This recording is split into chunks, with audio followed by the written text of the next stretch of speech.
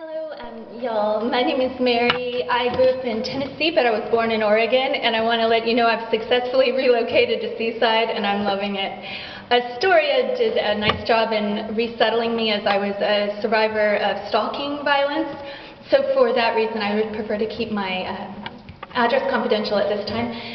I brought you some packet material, and I was going to keep this issue quiet in regards to the ongoing investigation, but due to an admission of wrongdoing, including non-consensual wrestling and tussling that I was forced to endure by an employee of Sunset Park and Recreation, I brought you this packet, and I want everyone to practice safety, women's safety, walk people to their cars. If you feel better carrying mace, do that. Keep some cell phones handy. And I can tell you, when Officer Nicole Riley saved my life, tasered my ex who was assaulting Officer Clausen, I was handy to have my camera there so that could be filmed. And it's been a really long struggle trying to gain safety in Oregon as a low-income person on disability. And post-traumatic stress disorder is very real.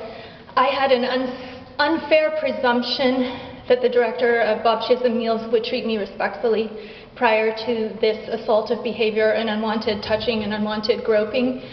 I am hopefully the next daughter-in-law of Ken Carge, and I'm in love with his young son and have been dating him, and he's great, he's a handful, and he supports me.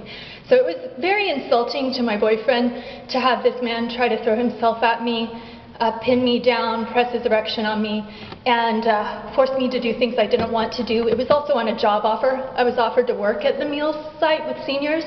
But just for a backgrounder, my dad was a social worker. He was, so far as I know, in charge of social work in Clark County and Multnomah in the 70s before I was born. My mom's a 50-year nurse, including nursing with veterans. So I grew up with a lot of mumbo-jumbo about psychiatry and psychology, police, and at the baseline, Grandpa went to World War II to defend this country, and if we don't defend the women of this country, we're only halfway there. So I just want you to be on my side and realize that the Me Too movement has helped me slip out of denial. It's helped me come out of the closet, and I think appropriate steps will be taken when the gravity of the concern is completely understood regarding Americans with Disability Act protection and the civil rights embodied in the Violence Against Women Act and that sort of thing. And I think I've got one more minute. So in terms of the Me Too struggle, I've thought about putting a sign and just standing outside there at Sunset Park and Rec and see if I could get some honks. And like, does anybody know what I'm talking about when I say Me Too?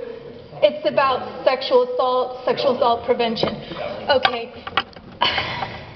And I'm also a firm believer in the rule of law, the right to presumption of innocence, but I think sometimes the accused party goes too far in abuse of power, and the abusive dynamic even included, oh, I'm volunteering with the police. And the radio knows. I lost 2 wonderful opportunities to work for Coast Radio and Bob Chisholm. I don't even go to the gym because I just feel unsafe there, so I work out at home. And I highly recommend you guys watching out for your daughters.